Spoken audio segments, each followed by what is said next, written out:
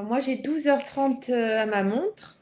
Et comme on est entre midi et deux et que tous ces webinaires se sont tenus avec une exactitude horaire parfaite et que c'est le dernier, donc il n'y a pas de raison pour que celui-ci ne soit pas encore plus parfait que les deux autres.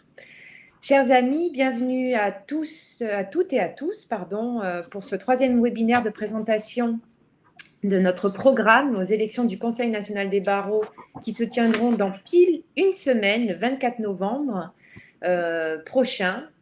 Il est temps de vous présenter le troisième axe de notre programme. Alors, on est un petit peu rodé puisque c'est la troisième présentation. Nos amis de Paris l'ont fait hier également, cette présentation auprès des électeurs qui doivent voter pour la circonscription parisienne au Conseil national des barreaux. Et donc, notre troisième axe va traiter d'une manière plus globale du rôle que nous, la CE, nous souhaitons jouer dans les années à venir, ce rôle d'accompagnement des mutations auxquelles notre profession est confrontée. Alors, depuis un certain nombre d'années, on l'a beaucoup dit, beaucoup écrit, mais de manière assez frappante, voire même violente, depuis, j'allais dire, ces derniers mois, où pour ceux qui résistaient encore et toujours à la digitalisation ou à l'innumérisation de notre exercice, eh bien, ont été contraints dans la douleur parfois et avec encore des difficultés qui demeurent. Donc, nous estimons à la CE qu'il nous appartient d'être moteur et d'accompagner tous nos confrères dans la mise en place et dans, j'allais dire, l'absorption des phénomènes de réforme auxquels nous sommes tous confrontés. Alors, il y a des enjeux importants. Aujourd'hui, on les vit. Et puis, lorsqu'on essaie d'imaginer ceux qui seront là demain, eh bien, il est parfois difficile de ne pas, peut-être, pour certains d'entre nous, en tout cas, moi, ça m'arrive, avoir un petit peu d'angoisse. Donc, l'idée, c'est de dire que vos élus ACE au CNB, eh bien, partagent vos préoccupations et ont réfléchi, ont essayé d'anticiper ces enjeux et sont aujourd'hui à même de vous présenter des axes de programme. Alors, pour ceux qui n'auraient pas vu les deux premiers webinaires, je vais refaire un petit historique sur la manière dont nous avons élaboré ce programme. Il nous a semblé déterminant, voire même essentiel cette année, pour cette élection en 2020, de baser notre programme sur vos problématiques du quotidien et les problèmes, vos positionnements, ce que vous attendez, vous, de vos élus au Conseil national des barreaux demain. C'est sur cette démarche d'inspiration participative que nous avons élaboré un questionnaire, du moins un sondage, qui a été transmis à plus de 57 000 avocats, si ma mémoire est bonne. Vous êtes plus de 1000 à avoir accepté de prendre du temps pour répondre aux questions qui traitaient de toutes nos problématiques, ce, quelles que soient nos modalités d'exercice. C'est donc sur la base de ce sondage que nous avons bâti notre programme. Sachez que certaines de nos propositions initiales, puisque nous avions naturellement quelques idées sur les solutions qui nous semblaient peut-être adaptées aux problématiques que nous rencontrons, n'ont pas été plébiscitées dans le cadre de ce sondage, et donc nous avons pris acte et en conséquence pris la décision de retirer certains axes de notre programme, d'autres au contraire qui nous paraissaient peut-être pas si déterminants que ça, mais qui ont rencontré auprès des confrères qui ont accepté de répondre un plébiscite, ont été rajoutés. Donc nous espérons que vous trouverez toutes et tous quelques réponses aux questions de votre quotidien. Et surtout, n'hésitez pas, il y a un chat. N'hésitez pas, bien sûr, à poser vos questions. Je surveillerai ce chat et ferai en sorte que nous puissions y répondre. Alors, je sais que nous devions avoir connecté Jacques Taquet, qui était ancien bâtonnier des Hauts-de-Seine, mais je pense qu'il rencontre peut-être un problème technique qui fait qu'il ne peut pas se joindre à nous. Mais je vais vous présenter nos deux autres candidats qui ont la spécificité d'être des élus sortants du Conseil national des barreaux. Alors, il y a Sophie Ferry-Bouillon, alors pour moi, elle est juste à ma gauche, je ne sais pas où elle est, qui est du barreau de Nancy. Sophie est élue sortante du Conseil national des barreaux pour la CE. Elle a beaucoup œuvré en particulier dans la commission droits de l'homme. Elle s'est beaucoup intéressée à toutes les questions, notamment au moment de la loi Avia, mais tellement d'autres. Elle saura certainement mieux vous exprimer son expérience que moi, mais en tout cas, elle a un profil qui est peut-être pour les gens qui ne connaissent pas la CE atypique, parce que c'est une pénaliste. Et ce qui est intéressant de voir avec Sophie, pardon, c'est que elle représente nos membres qui ne sont pas que des fiscalistes ou des personnes intervenant en droit des sociétés, comme beaucoup pourraient soit le laisser croire, soit le penser, mais elle représente bien cette frange du barreau judiciaire vers laquelle nous souhaitons aussi nous adresser.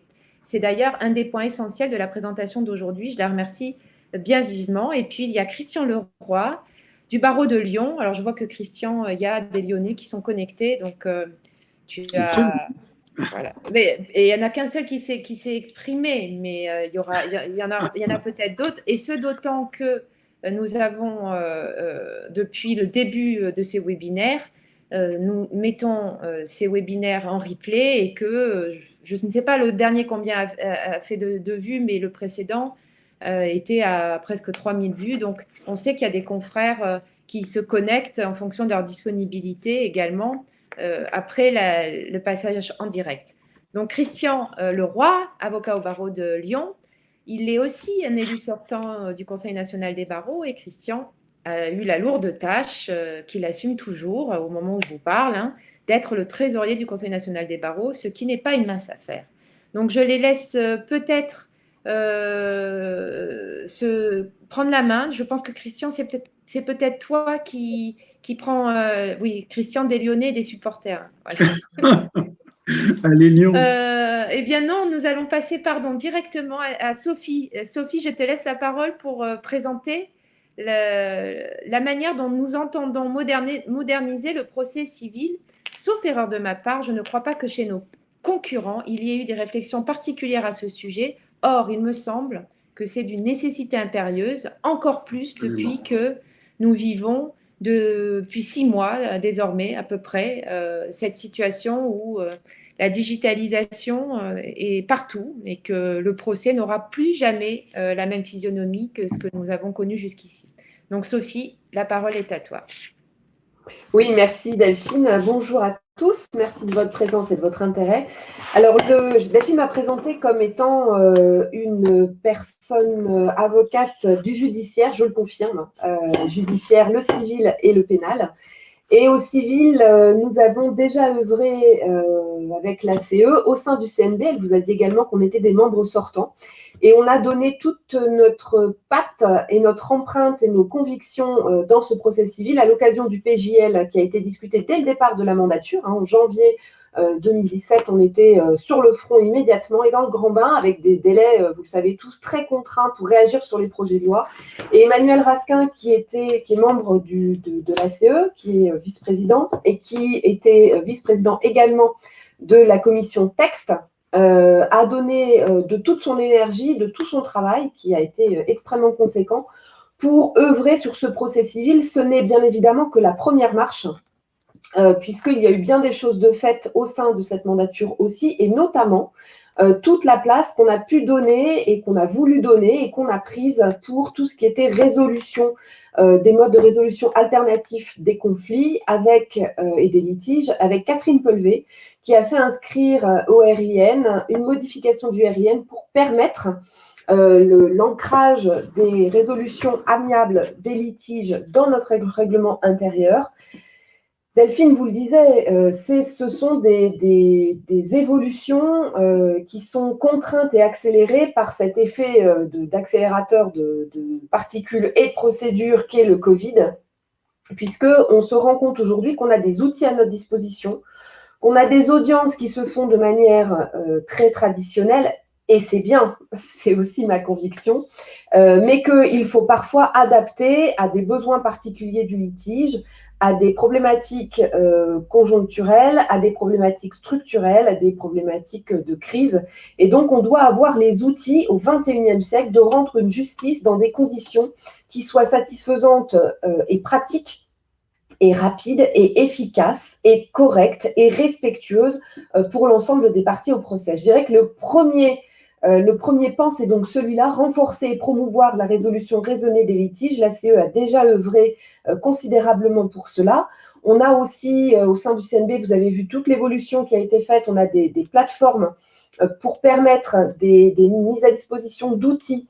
Ça, c'est toute la mandature du CNB qui a œuvré pour ça, des outils qui peuvent permettre de trouver des alternatives au procès et donc de rendre les parties maîtres du procès, les parties maîtres du procès. C'est pour ça que pour aller jusqu'au bout, on souhaite que soit conférée la force exécutoire à l'acte d'avocat issu d'une MARD ou à l'acte d'avocat qui entérine une convention de procédure participative, de sorte que les avocats se seront emparés des propositions alternatives de règlement des litiges et auront pu aller jusqu'au bout en donnant force exécutoire aux solutions qu'ils ont pu permettre à leurs clients de trouver. C'est véritablement une avancée majeure dans le cadre de l'exercice de notre profession. Les confrères que vous êtes, que nous sommes, se sont déjà emparés de ces outils, cherchent à s'en emparer plus encore. La crise actuelle a démontré tout l'intérêt de le faire pour pouvoir garder nos calendriers de procédure et notre efficacité et proposer à nos clients de ne pas rester en attente des juridictions qui ont été mises à mal, que ce soit par les plans de continuation ou aujourd'hui par des conditions sanitaires ralenties de facto par des problématiques humaines, même si elles continuent à fonctionner et bravo à tous. Mais en tout cas, pouvoir s'emparer véritablement des outils qui sont les nôtres aujourd'hui. Donc, vous l'aurez compris, chaque fois que se posera la question de textes qui viendront et qui seront soumis à vos élus, notre unique objectif sera de promouvoir une réforme efficace, pragmatique de la procédure. Alors, on insiste pour promouvoir le caractère écrit des procédures, mais à la demande, là aussi, des parties, en permettant aux avocats de gérer en fonction des besoins du dossier. Et puis, on demande, bien sûr, le maintien des audiences en regard de la volonté des parties. C'est véritablement un leitmotiv et c'est à l'application d'une règle de procédure ancienne qui est la maîtrise du procès par les parties, qu'on y revienne, et que cette procédure, cette audience, elle puisse être avec l'accord des parties, en visio ou en présentiel. Donc là aussi, faire œuvre de pragmatisme. Je salue d'ailleurs tout le travail qui est fait depuis plusieurs mois, mais de façon accrue aujourd'hui par la CE et par toutes les commissions qui s'intéressent à ce sujet, qui est la maîtrise de la visio pour donner aux confrères des outils d'intervention, parce que c'est un outil nouveau dont il faut s'approprier. Il y a des codes, il y a des règles. La visio-audience, ce n'est pas quelque chose qui s'improvise. On doit aussi être exigeant par rapport au matériel, par rapport aux situations, par rapport à nos clients. On parle là que du procès civil, mais j'aurais bien des choses à dire aussi sur le procès pénal, parce qu'il y a des textes, la communication écrite pénale, électronique pénale, dont je m'occupe aussi au sein du CNB, mérite qu'on s'y arrête. Ce sont des sujets sur lesquels on ne doit pas être seulement en défense, mais on doit aussi être proactif et pouvoir s'emparer de ces outils quand il en est de l'intérêt de notre client, avec l'accord de celui-ci, etc. Je ne vais pas faire de répétition, mais vous aurez compris que nous y sommes très attachés. La réforme de l'article 700, c'est effectivement une réforme qui est un serpent de mer, mais qui nous paraît absolument fondamentale pour la légitimation de notre travail aussi, et de promouvoir un article 700 qui soit fixé au regard de nos justes diligences, de nos factures, de la production, alors sans même produire les factures, du juste travail que nous avons fourni. Et puis, s'agissant des délibérés, là aussi, peut-être insister sur le fait que les avocats reçoivent des injonctions de conclure, parfois dans des conditions difficiles. Et bien, de la même façon, les prorogations de délibérés, à l'inverse, du côté des magistrats, pourraient être soumises à l'autorisation de leur hiérarchie, en tout cas du président de la juridiction auquel ils appartiennent, pour éviter les reports systématiques que parfois, ponctuellement, très ponctuellement, mais de façon lourde, pour nos clients, nous subissons. Voilà la présentation. Comme l'a dit Delphine, toutes ces propositions ont été faites en résultant d'un sondage. On y reviendra tout à l'heure si on a un petit peu de temps. Je ne vais pas monopoliser la parole là-dessus. Alors juste, je regarde ce qui a été posé comme question. Il y a des interventions de Raphaël en particulier. Sur les réformes, sachez qu'on a des textes et véritablement, on se bat pour œuvrer en pragmatisme sur tout ce qui nous est communiqué. Hein. On est reçu, on est auditionné. Et je salue encore le travail d'Emmanuel Raskin qui n'a pas ménagé sa peine pendant 3 ans pour faire tempérer les kafkaïens écueils de ces réformes. Alors, le caractère oral des procédures, ça, on est véritablement, c'est ce que je disais, le procès, c'est la chose des parties. Hein. Donc, si les parties ont à débattre, là aussi, qu'elles le disent, qu'elles le fassent savoir et qu'elles aient la maîtrise de l'audience et de la façon dont elles souhaitent que l'audience se passe. Et effectivement, le rôle de l'avocat, c'est porter la voix. La voix, c'est l'oralité. Donc, si on souhaite porter nos explications orales, le code nous permet encore de le faire et il faut effectivement être tenace pour le faire quand ça s'impose et s'adapter aussi aux nouvelles modes d'audience avec des problématiques de questions-réponses. Je tiens d'ailleurs à souligner que ce point-là va faire l'objet d'un pan de travail de la prochaine mandature, puisqu'il y a eu sur la fin de la mandature un travail qu'il y a encore en ce moment, un travail sur l'étude de l'audience, sur le déroulement de l'audience, où il y a plus de 60 personnalités qui ont été entendues, qui ont fait valoir leurs positions, leurs problématiques, leurs écueils, leurs souhaits d'évolution, etc. Donc que ce soit des magistrats, des universitaires, des avocats, en civil, en pénal, en administratif, donc un grand travail général. À laquelle, bien évidemment, l'ACE s'est totalement associée. Et donc, on va avoir des problématiques et des évolutions à pouvoir proposer dans le cadre de cette mandature. C'est véritablement notre souci. C'est notre cœur de métier aussi. Voilà, j'en ai fini pour ma partie. Est-ce qu'il y a d'autres questions ? Ok, super. Écoutez, merci à Sophie. Je regarde aussi le chat. Merci pour ces propositions parce que moi, je ne connais pas grand-chose à la question du procès civil puisque ce n'est pas ma pratique professionnelle, mais c'est très impressionné par le travail fait par Sophie, par Emmanuel et d'autres de la CE pendant cette mandature sur cette question. Ce sont des questions qui sont rapidement, me semble-t-il, extrêmement techniques et qui suppose une expérience de terrain importante en amont. Et une des choses qui m'a beaucoup frappé en lisant ce que vous avez produit au regard des propositions, c'est que tout ceci est précis, quoi. Voilà.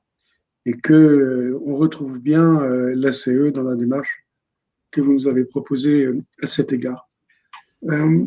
Peut-être pouvons-nous passer, si les uns et les autres sont d'accord, aux problématiques de formation. Et puis, Jacques, dont je comprends que ces problèmes de technique sont en train d'être résolus, nous exposera la collaboration. Il a beaucoup travaillé là-dessus. Il a des idées extrêmement précises et bon, il faut que ça soit lui. Alors, formation. Formation, ce n'était pas par hasard si cette thématique arrive à la fin.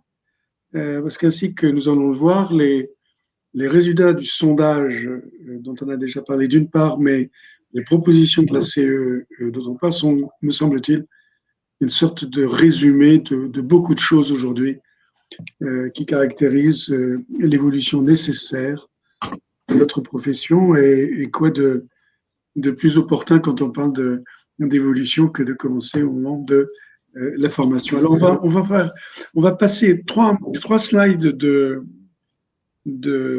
résultats de sondage qui sont extrêmement parlants. Le premier est relatif en fait à la structuration de notre, j'allais dire philosophie, de notre approche de la formation, s'il est possible d'avoir le premier slide, juste après, Alexis. Voilà. Voilà. Alors, la question qui a été posée, c'est une question qui est dans l'air depuis un certain temps, mais les résultats du sondage, eux, ils sont clairs. plus de la moitié des confrères considèrent que quelque part, c'est une bonne idée que de faire une école de droit commune aux avocats et magistrats, ce qui nous renvoie probablement aux thématiques que Sophie a traitées tout à l'heure. Mais là, il n'y a pas photo, entre guillemets, au regard des réponses que les confrères nous font à cet égard. Et c'est vrai que le fait d'avoir Madame Roret, ancienne vice-présidente du barreau de Paris, actuellement directrice et nouvellement directrice de l'ENM, peut-être cela permettra t-il des rapprochements entre nos formations. Est-ce qu'il est besoin de rappeler qu'aujourd'hui, nous avons 16 écoles, 16 CFPA. Sur ces 16, il y en a 11 qui dispensent à la fois la formation initiale, la formation continue, et 5, c'est-à-dire, entre guillemets, l'outre-mer et la Corse, ne dispensent que des formations de formation continue parce que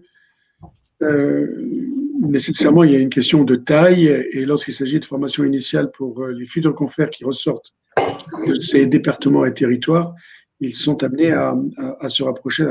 Donc, on voit bien qu'on a aujourd'hui un éclatement extrêmement fort de notre processus de formation et inévitablement, avec ça, on est à l'opposé de ce que une majorité de nos confrères a tendance à plébisciter, c'est-à-dire une grande école de droit commune, une grande école de droit commune, avant que elle ne réunisse avocats et magistrats. Probablement, ça passera par des réflexions sur la cartographie de nos écoles.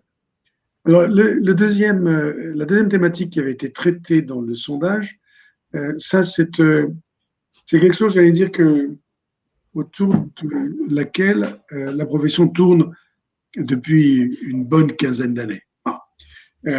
Est-ce que nos CFPA sont là pour refaire des cours universitaires? La réponse est clairement non. Par contre, nous, à la CE, on a tendance à penser que le virage vers l'apprentissage de la gestion, vers l'apprentissage de ce qu'il est convenu d'appeler le management, eh bien, ça tarde. Et que s'il y a des avancées, parce qu'il y en a, il y en a eu notamment sous la mandature qui vient de s'écouler, il ne reste pas moins que nous considérons que les choses ne vont pas à cet égard assez vite. Est-il besoin de dire que les difficultés que les cabinets ont connues sous la première phase du confinement ont bien mis en exergue ces problématiques, ne serait-ce que sur l'aspect trésorerie de nos cabinets. Le troisième slide, lui, est probablement plus sensible. Sur les deux premières questions, on voit bien qu'il y a un consensus. Les premières, on voit que si on a 35% des sondés qui répondent oui sans état d'âme, il y a quand même 17 qui disent non.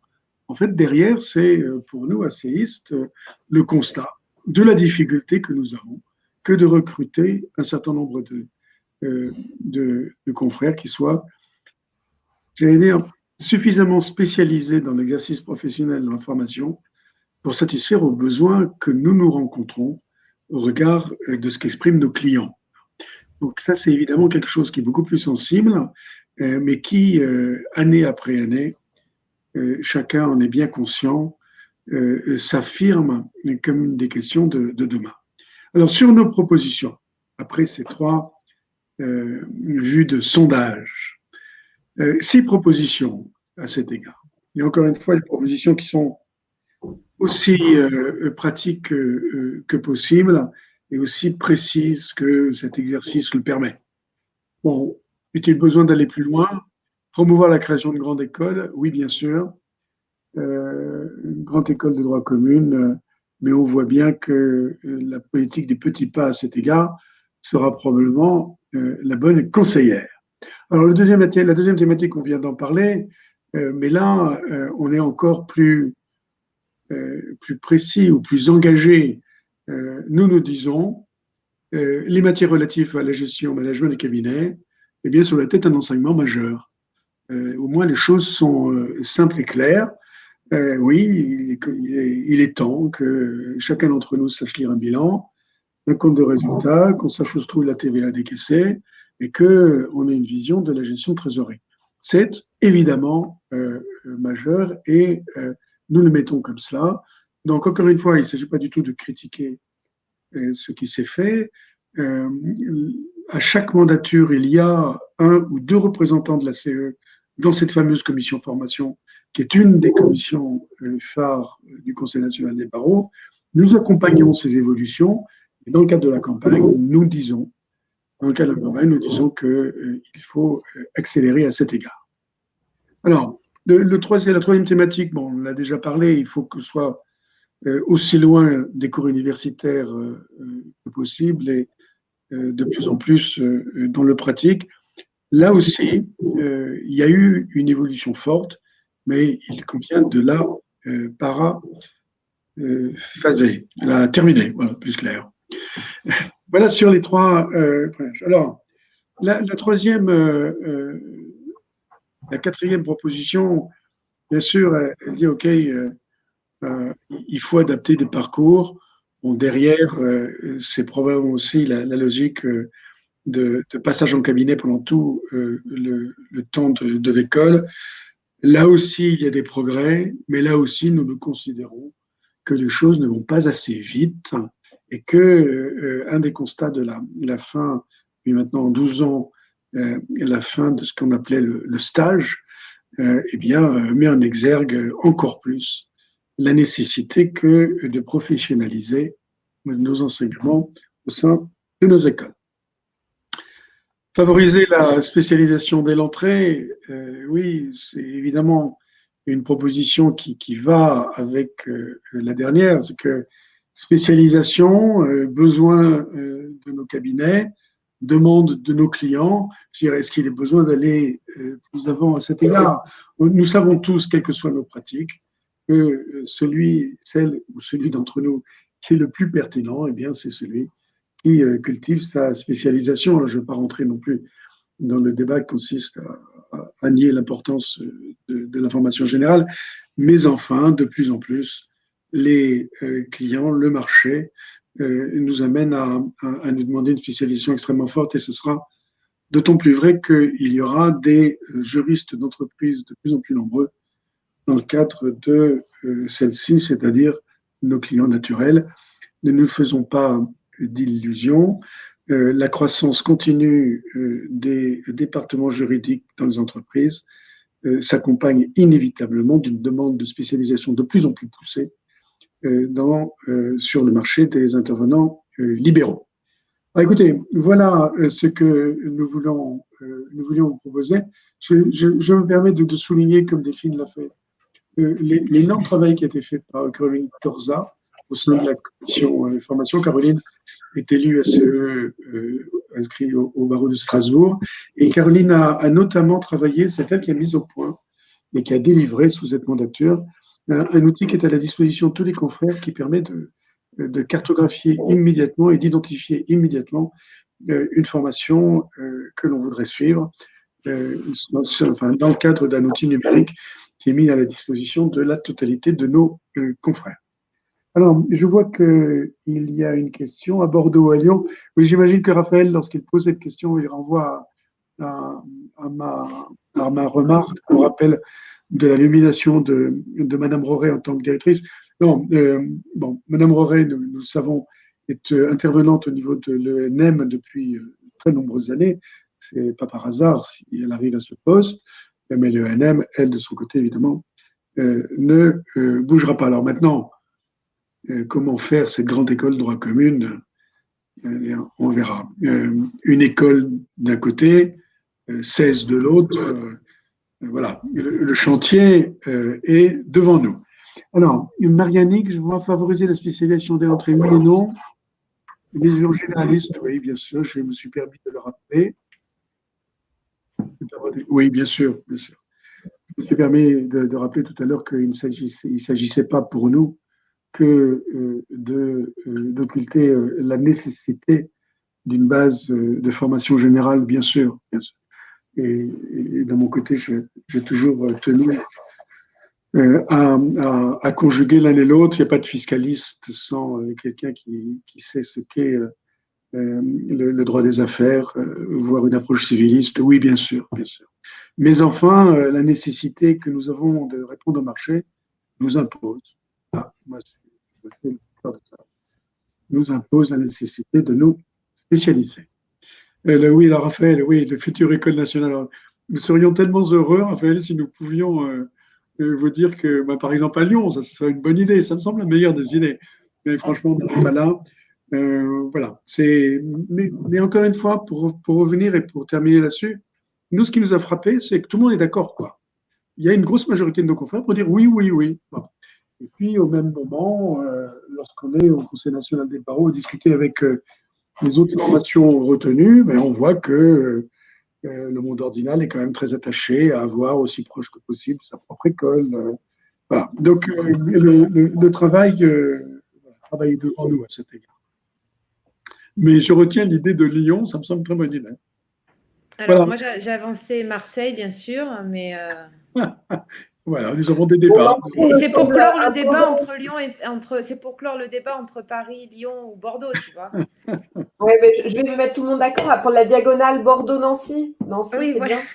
Bien. Eh bien, en fait, je voulais aussi intervenir à propos de, enfin, c'est pas, de ce que disait Marie-Annick sur les œillères. Moi, je réfléchis beaucoup parce que au cabinet actuellement, on fait face à, on a une inadéquation, pardon, entre le besoin que nous avons en termes de nature, entre guillemets, de collaborateurs, c'est-à-dire nature au sens quel type de compétences et ce qu'offre le marché. Donc, c'est vrai que ça, c'est ce qui illustre cette proposition, c'est parfois cette dichotomie qu'il existe entre l'offre et la demande. Or, moi, j'ai le sentiment que peut-être que ça appartient aussi. Alors, ça, c'est une réflexion qui est hors programme, mais puisqu'on est là pour échanger, je pense que c'est aussi une réflexion que chacun d'entre nous, en tant qu'avocat, nous devons avoir dans notre exercice. C'est-à-dire que on trouve peut-être pas la personne parfaite avec le diplôme parfait. Et puis, les marchés sont extrêmement mouvants. J'espère que vous m'entendez, je crois qu'il y a une coupure de son. Les marchés sont extrêmement mouvants, on s'en rend bien compte aujourd'hui. On a par exemple beaucoup de nos jeunes futurs confrères, donc qui sont au stade de l'école d'avocat, qui vont sortir en janvier, qui ont opté, parce qu'au moment où ils ont fait les choix de formation, c'était des voies propices au recrutement et donc propices à la croissance, pour leur croissance personnelle. Je pense par exemple à l'arbitrage, pour ne citer que ça, qui actuellement, depuis 6 mois, vit une période difficile. Et je ne suis pas sûre que ça vienne à être particulièrement modifié dans les mois à venir.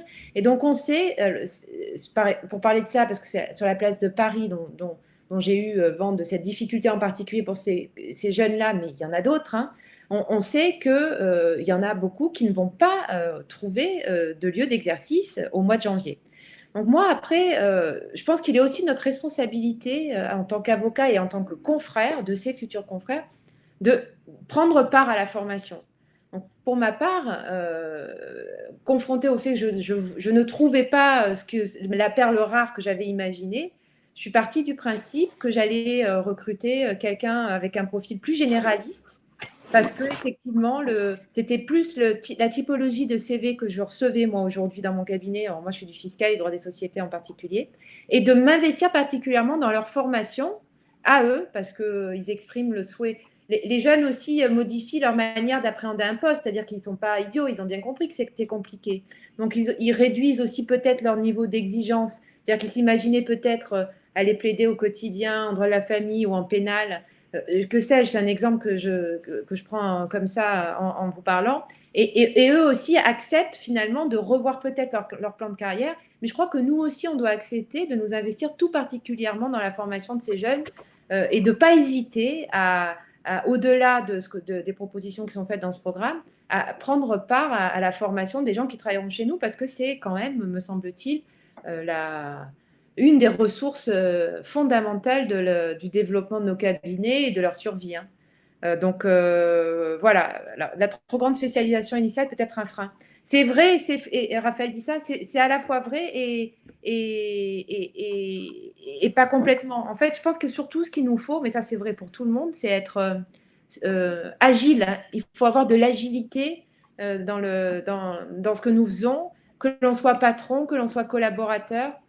Et c'est vrai que la technique juridique, tu disais tout à l'heure, Christian, qu'on ne peut pas être bon fiscaliste sans connaître parfaitement le droit des obligations. Je crois que c'est une certitude. Et donc, et le droit des obligations, c'est le cours de 2e année de droit, sauf si ça a changé, parce qu'il y a longtemps que je ne suis plus allée à la fac.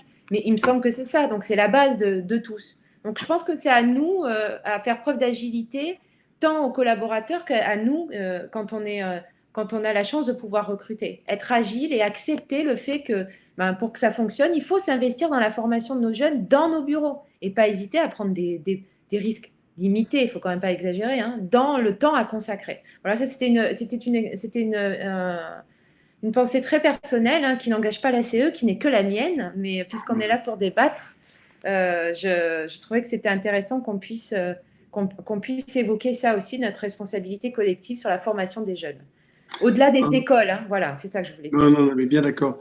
Bien d'accord avec ça, sachant que quand on touche à la formation, me semble-t-il, ce que contrôle chacun, on touche à des dimensions qui sont potentiellement extrêmement différentes en tout cas, qu'il ne faut pas hiérarchiser. C'est-à-dire que il y a tout ce qu'on vient de dire au niveau du marché, la spécialisation, la nécessité de trouver un équilibre dans nos offres au cabinet. Et puis derrière, on a aussi la question du coût. Encore une fois, je ne veux pas hiérarchiser les deux. On a aussi le coût. Il faut quand même être bien conscient du fait que la formation initiale, c'est un billet de l'ordre de 21 millions par an. Et quand on met ça au regard des 4000 avocats qui sortent de nos 11 CFPA et qu'on met ça en regard du taux de départ au bout de 10 ans, d'ailleurs surtout des éléments féminins de la profession, on ne peut pas non plus occulter la réflexion nécessaire sur la cohérence de notre schéma de formation. Est-ce que ça fait du sens de mettre 21 millions tous les ans pour avoir 4000 personnes, dont une partie, vous l'avez dit, ne trouve pas de collaboration? Je le relisais encore ce matin sur un confrère sur LinkedIn, ils ne trouvent pas de formation, c'est-à-dire montent en entreprise, c'est eux qui l'ont financé, et en tout état de cause, s'ils trouvent une collaboration, bien, au bout de 10 années, il y a un pourcentage extrêmement important d'entre eux. Donc, il y a aussi cet aspect financement. Et puis, quand on touche à la notion de numerus clausus, on voit bien qu'on touche à la liberté. On voit bien ça aussi. Pour un avocat, c'est très sensible. Et moi, j'ai été très, très souvent frappé, interrogé, secoué par ceux de nos confrères qui disent qu'au regard des grands principes, il est hors de question de mettre un numéro clausus. C'est vrai aussi qu'il faut prendre en compte. Donc, ce que je veux dire simplement, c'est qu'il y a beaucoup de choses au niveau de la formation, il y a une sorte de synthèse que moi, me semble-t-il, j'ai eu le plaisir de travailler 3 ans à la commission formation sur une mandature ancienne, et il me semble qu'il faut avoir la possibilité tous ensemble d'aborder l'ensemble de ces champs, l'ambition de les traiter, mais aussi la volonté de ne pas les hiérarchiser, parce que sinon on ne se comprend plus, quoi. C'est une réflexion personnelle.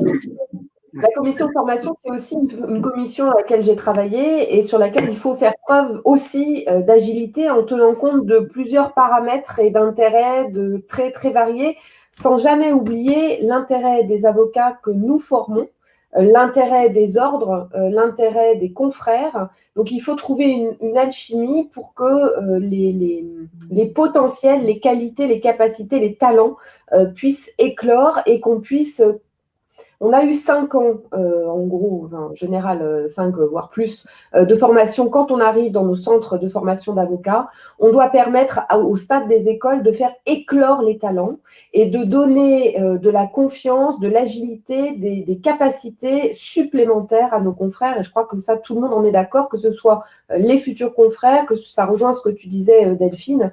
Et ça, c'est véritablement à travailler au regard aussi d'intérêts plus direct pour la profession, qui est de maîtriser les coûts et de maîtriser des coûts de formation qu'elle assume et dont elle ne récolte pas ou qui sont au bénéfice de tiers dans les années qui suivent. Donc ça, véritablement, que les avocats gardent l'intégralité des avantages et des atouts par une formation qui est de qualité. Et c'est le CAPA est quand même un sésame qui est recherché beaucoup. Oui, et on va continuer à promouvoir et à revendiquer. Donc, je crains que Jacques ne nous rejoigne jamais. Donc, on a quand même un point important qui Si, est si, directement lié à ce que nous venons. Il est alors, là? il est là et Ah, je parfait, vois, Jacques, très bien. il ne peut pas, on ne peut pas le Ah, voir, parfait, alors je ne le vois pas. et il nous suit et il va pouvoir parler. C'est ce que Donc, Alexis. Jacques, c'est à toi. Est-ce que vous entendez Jacques? Ah, on t'entend toi, Alexis? Et là, vous entendez Jacques parler? Non? Jacques On parler? n'entend pas Jacques. Vous m'entendez? Oui, Oui. Alors, je vous vois et je vous entends depuis le début. Donc, c'est Alexis qui n'est pas arrivé à me connecter, mais ça, c'est merveilleux. Mais ça fait un peu Esprit Saint là-haut qui est là-haut et qui n'a pas l'habitude de me parler. Ma voix grave. Juste pour commenter un peu s'il y a des dit sur la formation, c'est vrai que la question du stage devrait revenir. Nous financions cette formation à grands coûts. On lâche des jeunes dans la nature, il y a plus de stages qui sont quand même dans le monde extrêmement compliqués que nous connaissons, un peu perdus, et certains quittent la profession. Là, il y a quelque chose à faire. Je crois que de ma tournée des régions, notamment où j'étais à Clermont-Ferrand, il est quand même clair il n'est pas très raisonnable de lâcher des jeunes qui s'irpaquent, comme on dit, tout seuls, sans expérience, sans avoir des gens à côté d'eux, dans 2-3 ans, qui les aident quand même, voilà. Donc, je pense que c'est un peu conservateur de parler de retour du stage, je sais, mais c'est vraiment pour le bien c'est pour le bien de la profession. Et puis, la question de la spécialisation, alors moi qui ai quand même fait beaucoup de choses dans ma vie, dans ma carrière, je pense qu'il faut en effet pas trop chercher à se spécialiser tout de suite. Vous savez, on a des gens qui font que de la TVA, chez nous qui font que des prix de français, etc. Mais s'il n'y a pas un moment donné où dans votre vie, vous avez fait des acquisitions, un peu de la consultation générale avant de vous spécialiser, ça vous restreint dans la capacité après de gérer des clients globalement. Et donc, comme on a tous vocation à gérer des clients globalement, de leur problématique globale, je crois qu'il faut que la spécialisation reste à la manière de se faire connaître sur un marché, mais peut-être pas commencer tout de suite, voilà. Alors, moi, me revient de parler de la collaboration donc libérale qui a fait l'objet d'un rapport et d'une tentative d'évolution récemment au niveau du Conseil national des barreaux. Alors, c'est un sujet sur lequel la CE aime à faire valoir ses valeurs, qui est que il y a deux modes d'exercice pour un jeune. Il y a la collaboration libérale et le salariat. Et je dirais que la CE est attachée à maintenir une frontière distincte entre les deux et à pas chercher à les rapprocher, à les superposer. Dans la collaboration libérale, il y a notamment la possibilité de développer une clientèle personnelle, qui n'est pas une obligation, mais qui est une possibilité. Et donc, il a été question au cours de la mandature précédente d'imposer un droit à la déconnexion, d'imposer des ratios pour développer une clientèle personnelle. Pour ceux qui sont dans les grands cabinets, ce qui était mon cas, il est certain que ce qui est important, cette règle doit être comprise comme voulant dire que le cabinet ne peut pas s'opposer à un développement d'une clientèle personnelle par le collaborateur, mais en revanche, ça n'est pas non plus une obligation. Un collaborateur peut souhaiter devenir associé d'un cabinet, mettre plutôt son énergie à développer la clientèle du cabinet, ce que j'ai fait par exemple, sans chercher nécessairement à développer une clientèle personnelle, parce que le développement d'une clientèle personnelle aide dans une logique de décrochage et d'installation ultérieure, mais c'est pas le seul modèle, si vous voulez, de croissance. Et donc, nous avons été attachés, et on était les seuls à le dire, qu'il fallait quand même bien faire attention à ce qu'on disait, parce que le décrochage et la création de son cabinet n'est pas le seul modèle de développement, et notamment pas dans les Hauts-de-Seine. Voilà. Donc, je dirais que la CE, traditionnellement, fait entendre sa voix et sa différence pour bien maintenir une différence entre l'un et l'autre. Et donc, ce droit à déconnexion qui voulait imposer en copier-coller du salariat, finalement, le CNP a voté une résolution en disant que ça devrait être traité au niveau des principes essentiels, c'est-à-dire qu'on est tous bien conscients que les avocats doivent se reposer sur un problème de santé publique.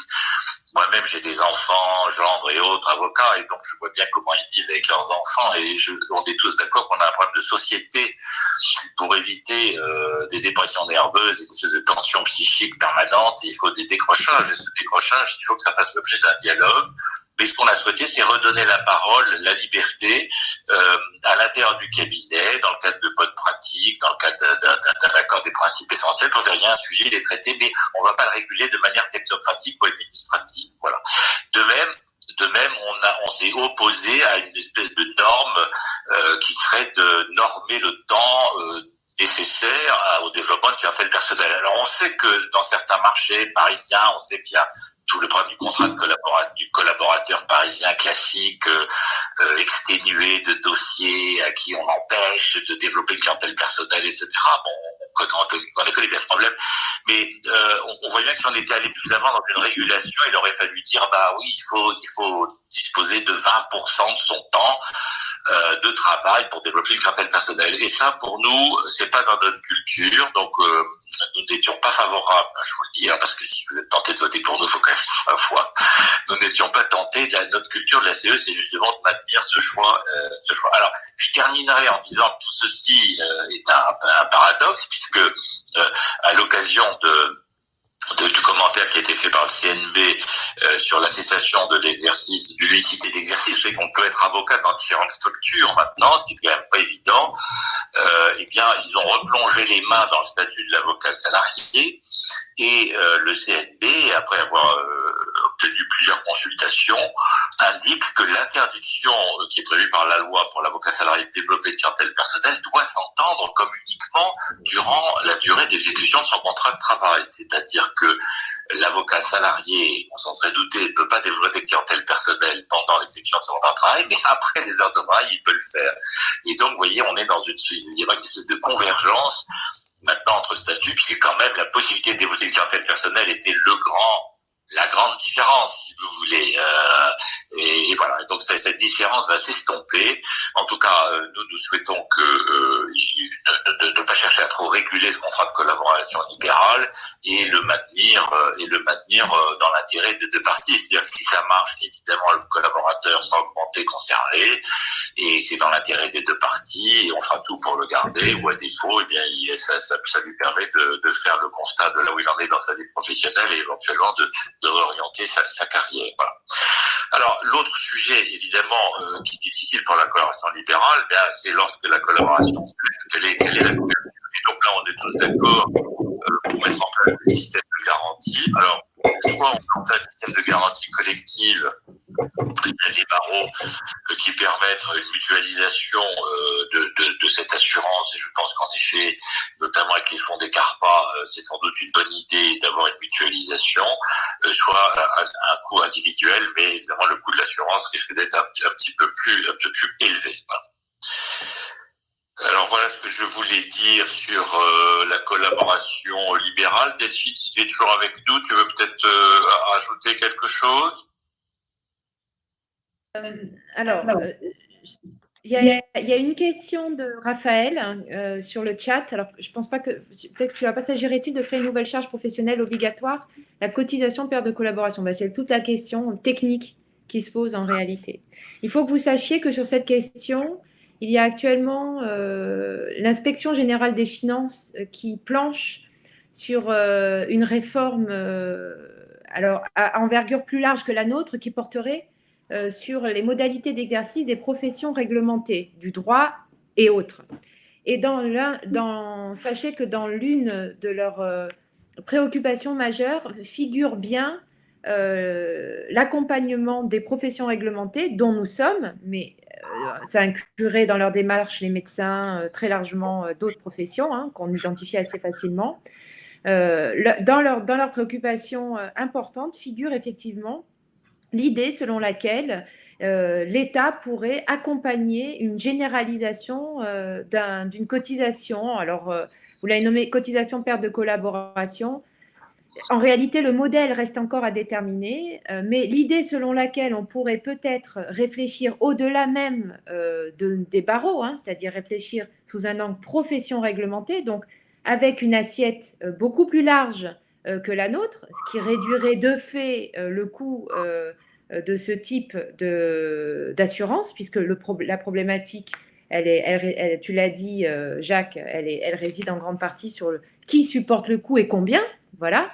Et l'assureur, on sait très bien que lui, il acceptera de garantir un risque si il y trouve un intérêt économique. Ça me semble assez évident. C'est-à-dire que si le risque est trop fort et que le nombre de cotisants n'est pas assez large, on ne trouvera jamais aucun assureur qui l'acceptera. Donc, sachez qu'aujourd'hui, c'est une question qui est prise extrêmement au sérieux par le gouvernement qui réfléchit à une généralisation, non pas par profession, mais par corps professionnel, dont les professions réglementées.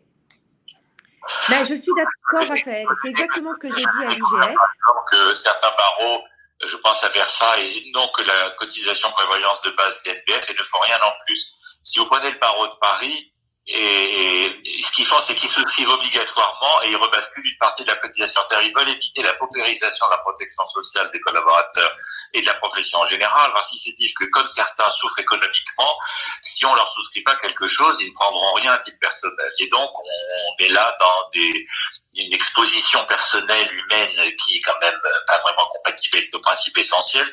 Et donc, la voie moyenne de passage, c'est sans doute une souscription à minima obligatoire via soit les CARPA, soit le barreau, et non pas une facturation à 100%, mais une refacturation partielle qui peut tenir compte du niveau de revenu, etc., et qui assure une espèce de mutualisation. Celle-ci serait sans doute la solution la plus élégante et qui existe d'ores et déjà à la date d'aujourd'hui au barreau de Paris, par exemple pour la prévoyance, pour être sûr qu'il y a un minimum de couverture.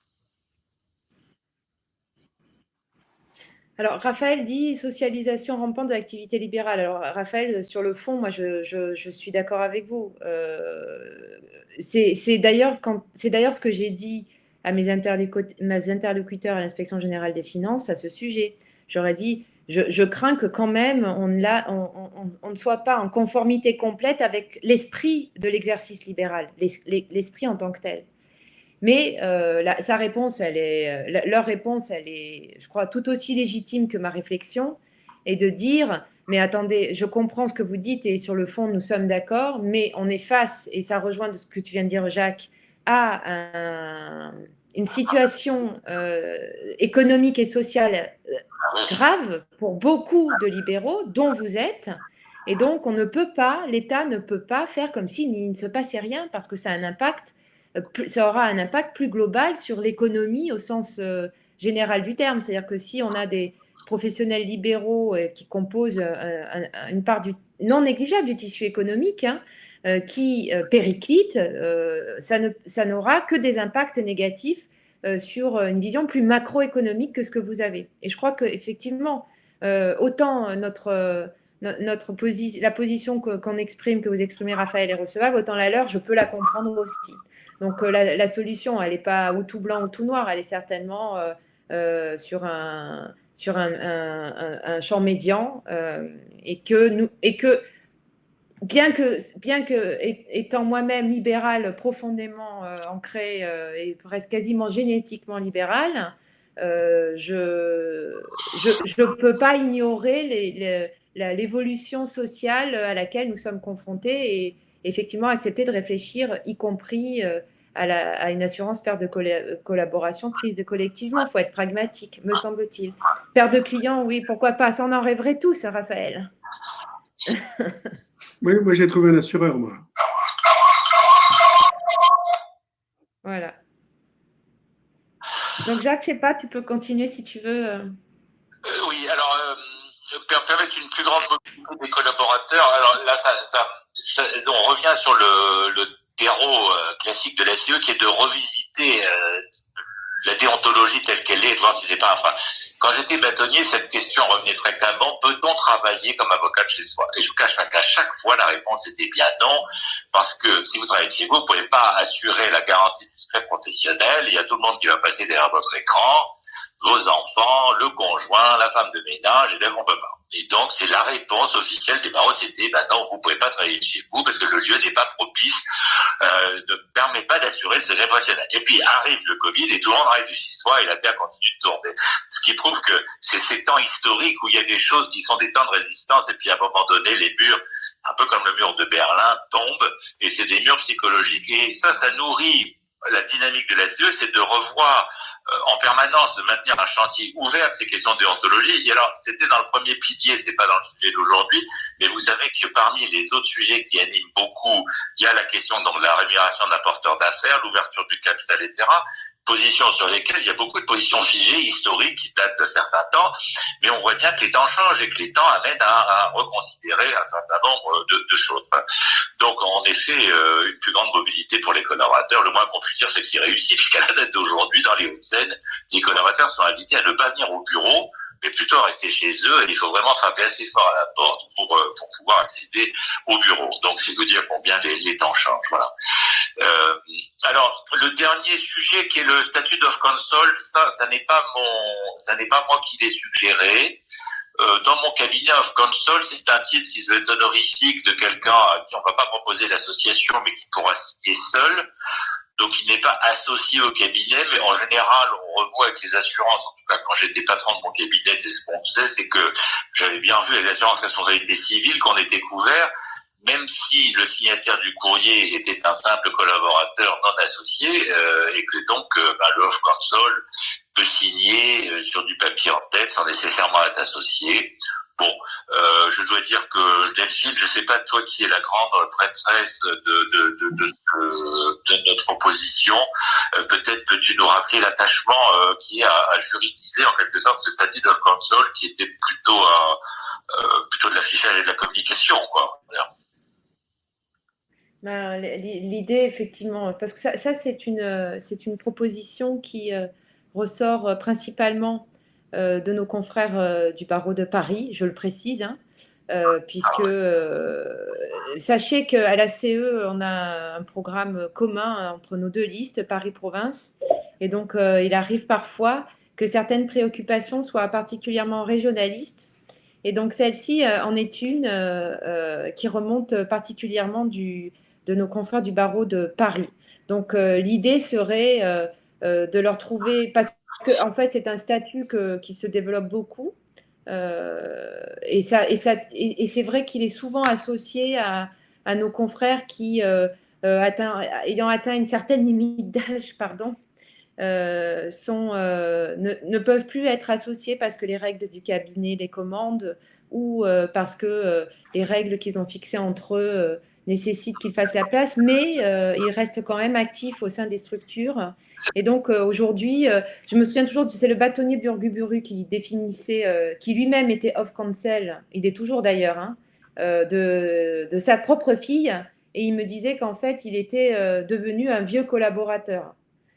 Et donc, il n'arrivait lui-même pas à définir ce qu'était réellement ce statut. Or, il jouait, je crois qu'on peut le dire, un rôle particulier au sein de ce cabinet.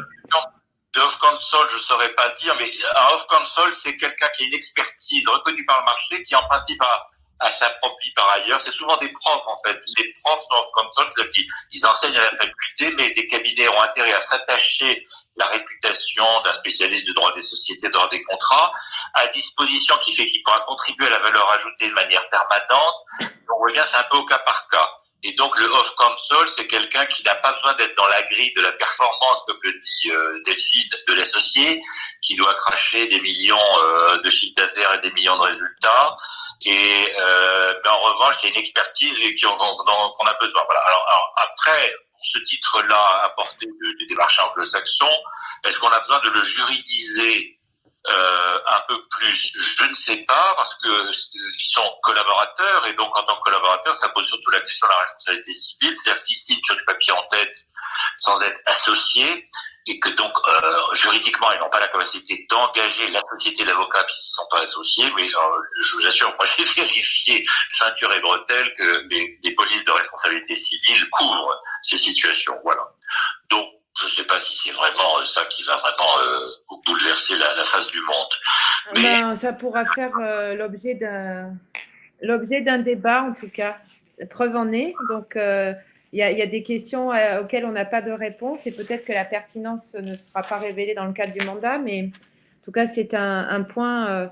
On ne veut pas oublier ceux qui s'interrogent sur cette question-là et qui souhaiteraient peut-être pouvoir avoir une reconnaissance. Donc, l'équivalent en langue française, moi, je donnais la définition du bâtonnier Burguburu, le vieux collaborateur. Jacques dirait autrement, mais c'est vraiment pour taquiner.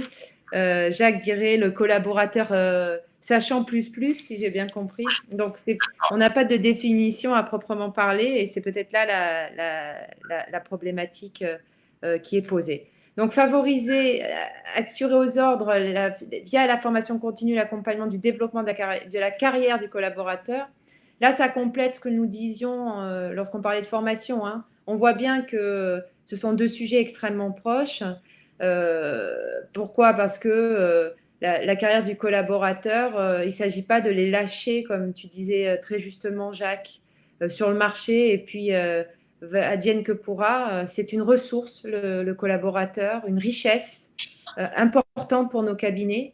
Et donc, je crois qu'un collaborateur qui s'épanouit dans notre structure ou à l'extérieur de nos structures, ce n'est qu'une valeur ajoutée pour nous tous, quoi. Donc, il faut s'investir et il faut que les ordres, au-delà des compétences techniques, peut-être avec l'appui des écoles d'avocats, dans le cadre de la formation continue, réfléchissent tout spécifiquement à peut-être avoir un parcours collaborateur au-delà de la déontologie qui est obligatoire sur les 2 premières années d'exercice, peut-être plus un parcours collaborateur, évolution de carrière, comment devenir associé, comment s'installer, comment gérer un cabinet. Alors nous, les syndicats, nous le faisons, à la CE particulièrement, mais il serait peut-être pertinent que la profession et nos institutions prennent une part importante à l'instauration de ces matières. Et après, favoriser la collaboration ponctuelle, multiple et interbarreaux. Alors, en théorie, c'est possible, hein, puisque depuis qu'on a supprimé la pluralité d'exercice, l'exclusivité d'exercice et instauré la pluralité d'exercice, vous avez la faculté de cumuler les contrats de collaboration inter et entre barreaux. La difficulté réside beaucoup d'un point de vue très pragmatique. Et donc, l'idée serait, mais comme cela a été fait dans le cadre de la mobilité des collaborateurs, hein, je pense que c'est deux sujets complémentaires. L'idée serait très certainement d'alléger encore peut-être le process réglementaire applicable, même si je sais qu'un énorme travail a été fait sur ces questions, notamment par Audrey Chemouli et de la CE de pluralité, mais l'idée serait peut-être d'alléger encore plus le processus pour le permettre à tout à chacun de pouvoir exercer librement entre plusieurs barreaux. Et surtout quand on est collaborateur dans des barreaux de forte proximité géographique. La région parisienne est un exemple, et à Marseille, pareil, on a des proximités géographiques entre TGI qui permettraient très certainement, qui permettent d'ailleurs, hein, pour certains d'entre eux, la multi-collaboration entre différents barreaux. Donc voilà pour nos propositions. Je regarde, je n'ai pas de questions à proprement parler sur la collaboration.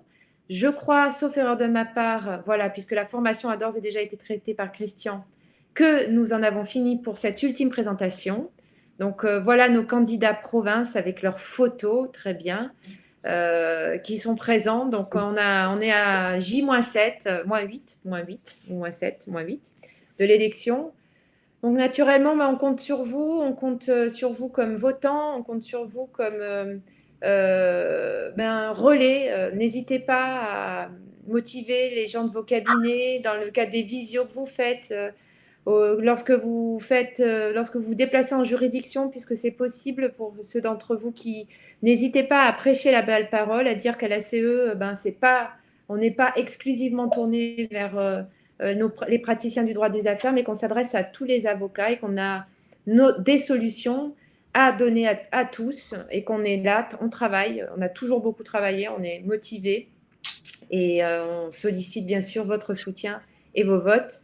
Merci à toutes et à tous. Merci à mes chers co-intervenants. C'est le dernier webinaire de présentation de programme pour la province. Pour ceux qui sont intéressés, sachez que cet après-midi, à 16h, sauf erreur de ma part, la CE Paris organise le débat des candidats au bâtonnat du barreau de Paris sur le thème de l'avocat entrepreneur.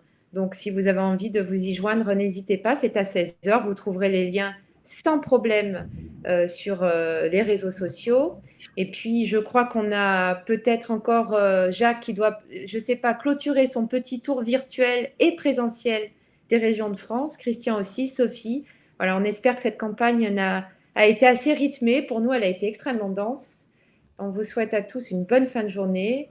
Et puis le 24 novembre, n'oubliez pas, cliquez, déplacez-vous dans les ordres, votez. Et si c'est pour la CE, écoutez, ce serait parfait. Merci à tous.